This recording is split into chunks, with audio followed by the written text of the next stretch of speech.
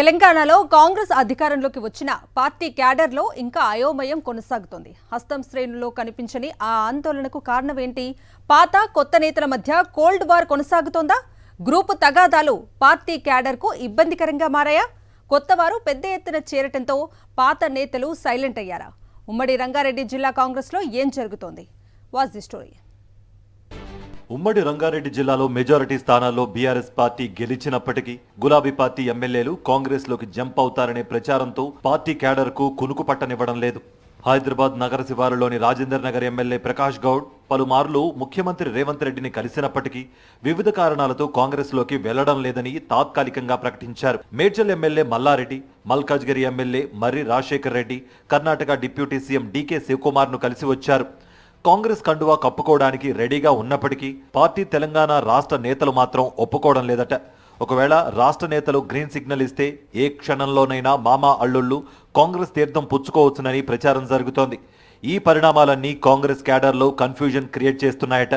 ఇక BRS Chevella sitting MP Ranjith Reddy అనుకోని పరిణామాల నేపథ్యంలో కాంగ్రెస్ కండువా కప్పుకొని రెండోసారి ఎంపీగా పోటీ చేశారు. అటు కాంగ్రెస్ క్యాడర్ సహకరించకపోవడం, ఇటు బీఆర్ఎస్ క్యాడర్ తన వెంట రాకపోవడంతో రంజిత్ రెడ్డి చేవెళ్లలో ఇబ్బందికర పరిస్థితులను ఎదుర్కొన్నారు. మహేశ్వరం మాజీ ఎమ్మెల్యే తీగల కృష్ణారెడ్డి ఇప్పటికే కాంగ్రెస్ కండువా కప్పుకున్నారు. దీంతో అక్కడ అసెంబ్లీ ఎన్నికల్లో కాంగ్రెస్ ఎమ్మెల్యే అభ్యర్థిగా పోటీ చేసిన కిచ్చెన్నగారి లక్ష్మారెడ్డి సైలెంట్ అయిపోయారు. చేవెళ్లలో కాంగ్రెస్ నుంచి పోటీ చేసేందుకు అన్ని రకాలుగా సిద్ధమై బీఆర్ఎస్ నుంచి వచ్చిన పట్నం సునీతారెడ్డి, రంజిత్ రెడ్డి కారణంగా మల్కాజ్గిరి కాంగ్రెస్ లోక్సభ స్థానానికి షిఫ్ట్ అయిపోయారు. స్థానిక క్యాడర్ సహకారం లేకపోవడంతో పట్నం సునీత మహేందర్ రెడ్డి చాలా ఇబ్బంది పడ్డారు. తాండూరు కాంగ్రెస్ లో ప్రస్తుతం విచిత్రమైన పరిస్థితి నెలకొంది. అసెంబ్లీ ఎన్నికలకు కొన్ని రోజుల ముందు కాంగ్రెస్ లో చేరిన మనోహర్ రెడ్డి ఎమ్మెల్యేగా గెలిచారు. మనోహర్ రెడ్డి సోదరుడు శ్రీనివాస్ రెడ్డి ఎమ్మెల్యేగా పోటీ చేయాలని భావించారు. అంతలోనే సోదరుడు మనోహర్ రెడ్డి రావడంతో పోటీ నుంచి తప్పుకున్నారు. ఇప్పుడు సోదరుల మధ్య ఆధిపత్య పోరు పతాక స్థాయికి చేరింది. ఎవరికి వారు అన్నదమ్ముల గ్రూపులుగా విడిపోయారు. ఇంతలోనే పార్లమెంట్ ఎన్నికలకు ముందు కాంగ్రెస్ లో చేరిన ఎమ్మెల్సీ పట్నం మహేందర్ రెడ్డి తాండూరును వదిలిపెట్టే ప్రసక్తే లేదని, వచ్చే ఎన్నికల్లో తానే పోటీ చేస్తానని ప్రకటించారు.